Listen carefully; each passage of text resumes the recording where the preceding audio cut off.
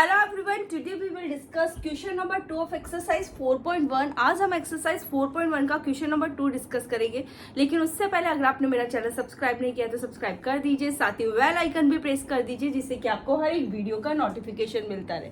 So we start from question number 2। Question number 2 is represent the following situations in the form of quadratic equation. हमें कुछ situations given है और इन situations को हमें quadratic equations की form में represent करना है। यहाँ पे हमें क्वाड्रेटिक इक्वेशन को सॉल्व नहीं करना है, बस इन सिचुएशंस को हमें क्वाड्रेटिक इक्वेशन की फॉर्म में रिप्रेजेंट करना है। इसका फर्स्ट पार्ट है the area of rectangular plot is 528 meter square. जो रेक्टेंगुलर प्लॉट है उसका एरिया क्या है, 528 मीटर स्क्वायर है। The length of the plot is 1 more than twice its breadth. और इस रेक्टेंगुलर प्लॉट की जो लेंथ है वो ब्रेथ की ट्वाइस से 1 मोर है, इट मीन्स एक ज्यादा है। We need to find the length and breadth of the plot. हमें उस प्लॉट की लेंथ और ब्रेथ को क्या करना है, फाइंड करना है। तो हम यहाँ पे लेट करेंगे, let the length of the rectangular plot be x. Length क्या है, एक्स है, और ब्रेथ क्या है रेक्टेंगुलर प्लॉट की, वाई है। अब इस पे आइए आपकी स्टेटमेंट पे, इसमें क्या बोल रहा है, जो लेंथ है, लेंथ हमारी क्या है एक्स, वो ब्रेथ की ट्वाइस से 1 मोर है, इट मीन्स ब्रेथ क्या है वाई, इसका ट्वाइस से 1 मोर है, एक ज्यादा है। ठीक है, अब आपको पता है कि जो रेक्टेंगल का एरिया क्या होता है, लेंथ इंटू ब्रेथ होता है। ठीक है, यहाँ पर लेंथ क्या है हमारी एक्स है और ब्रेथ क्या है वाई है। रेक्टेंगुलर प्लॉट का एरिया किसके इक्वल है, 528 मीटर स्क्वायर की इक्वल है, तो ये किसके इक्वल आ जाएगा 528। ओके, यहाँ तक क्लियर। अब देखो यहाँ पर x की किसकी इक्वल है, 2y प्लस 1 की इक्वल है, तो x की जगह मैं क्या रख दूंगी 2y प्लस 1 मल्टीप्लाई में क्या है y, that is equals to क्या है 528। अब हम इसको इससे मल्टीप्लाई करेंगे तो क्या आ जाएगा 2y स्क्वायर। इसको इससे मल्टीप्लाई किया तो क्या आ गया y, that is equals to 528। ठीक है, ये जो कांस्टेंट टर्म जो राइट हैंड साइड की तरफ है उसको हम लेफ्ट हैंड साइड ले आएंगे, 2y square plus y minus का 528 दैट इज इक्वल्स टू 0। तो ये हमारी क्वाड्रेटिक इक्वेशन बन गई है। दिस इज रिक्वायर्ड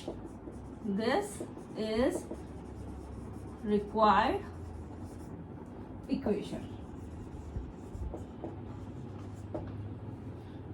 ये हमारे पास क्या है, रिक्वायर्ड इक्वेशन है। ये क्वाड्रेटिक इक्वेशन हमें रिप्रेजेंट करने के लिए कहा था इस सिचुएशन को, तो हमने रिप्रेजेंट कर दिया। Now we will take the second part.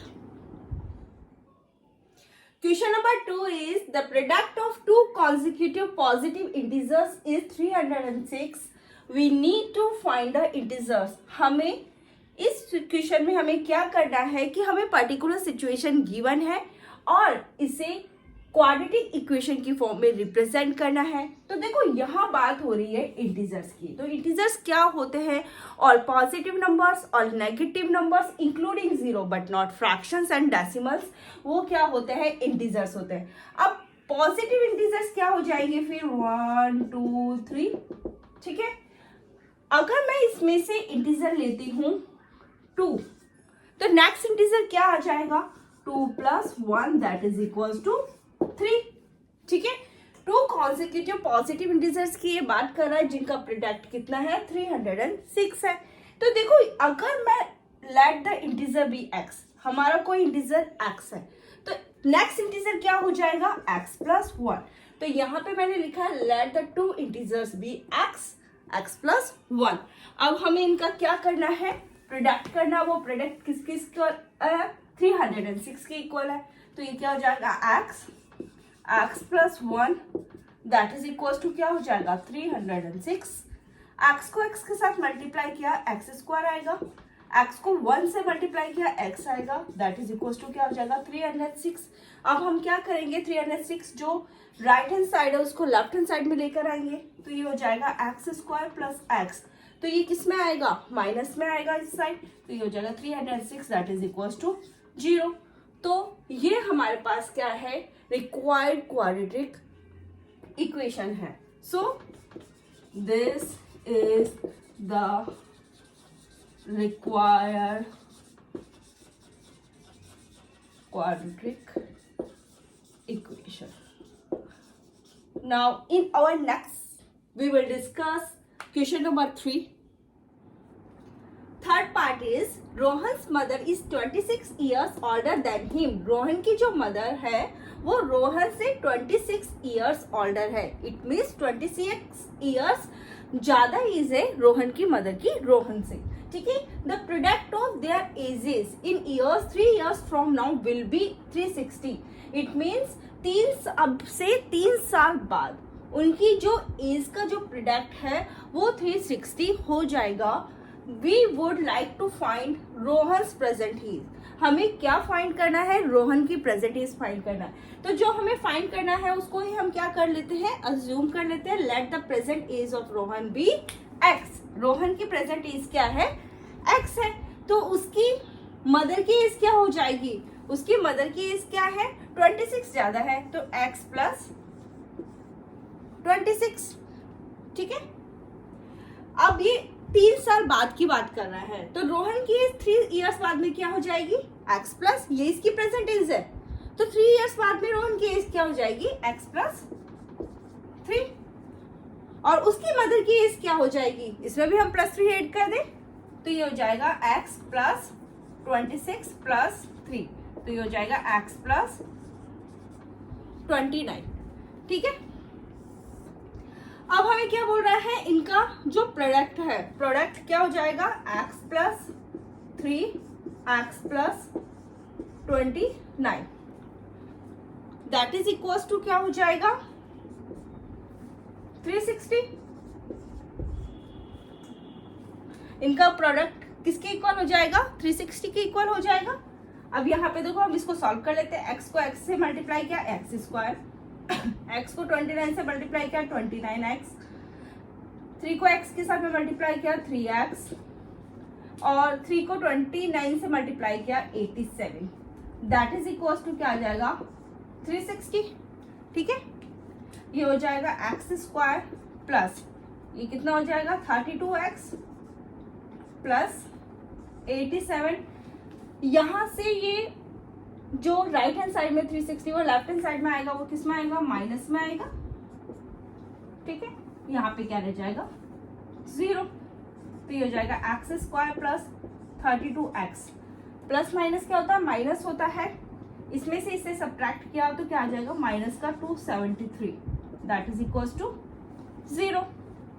तो ये है हमारे पास required quadratic equation. This is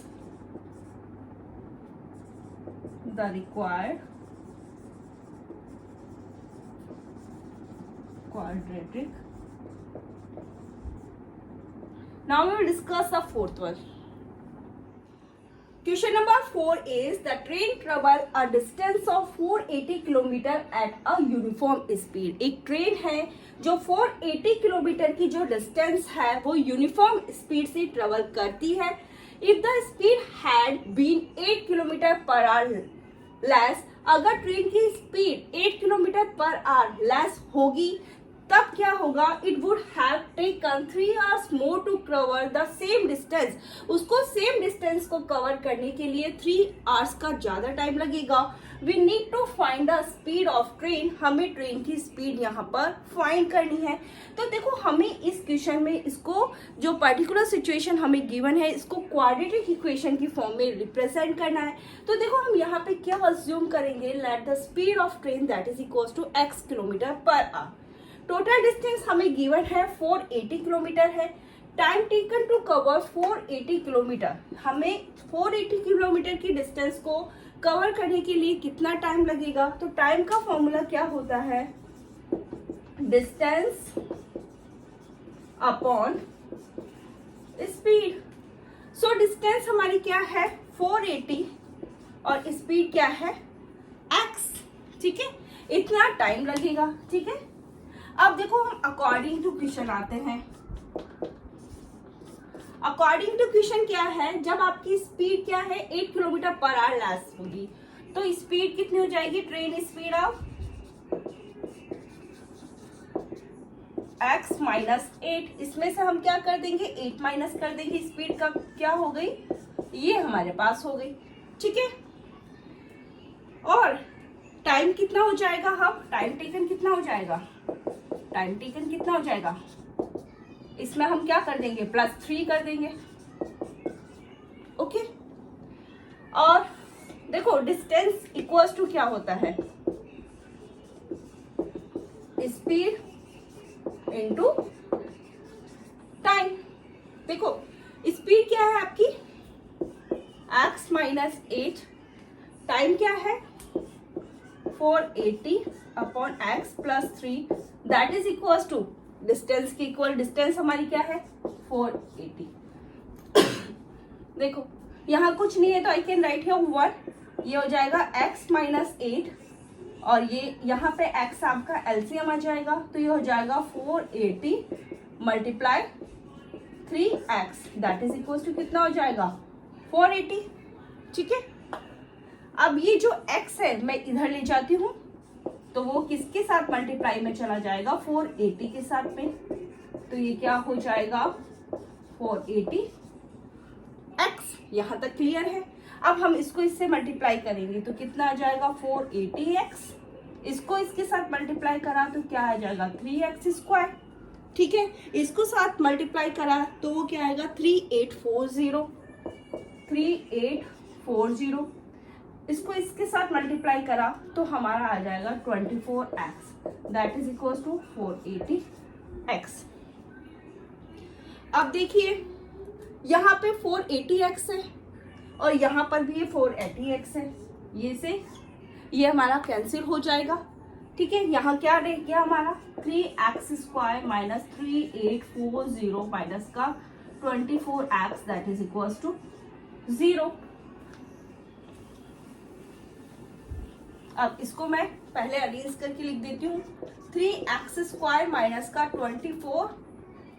3x square minus का 24x minus 3840, that is equal to 0।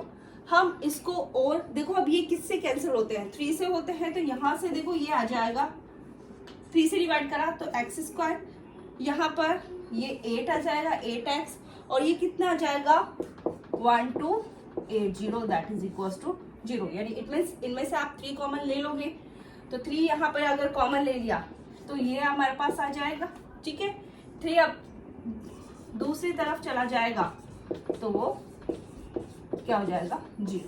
तो ये हमारे पास रिक्वायर्ड क्वाड्रेटिक इक्वेशन है। ठीक है, this is the required quadratic equation. Question number 2 के जो 4 पार्ट्स हैं हम उन्हें डिस्कस कर चुके हैं। In our next video we will discuss the next exercise, लेकिन उससे पहले अगर आपने मेरा चैनल सब्सक्राइब नहीं किया तो सब्सक्राइब कर दीजिए, साथ ही बेल आइकन भी प्रेस कर दीजिए जिससे कि आपको हर एक वीडियो का नोटिफिकेशन मिलता रहे। So thank you.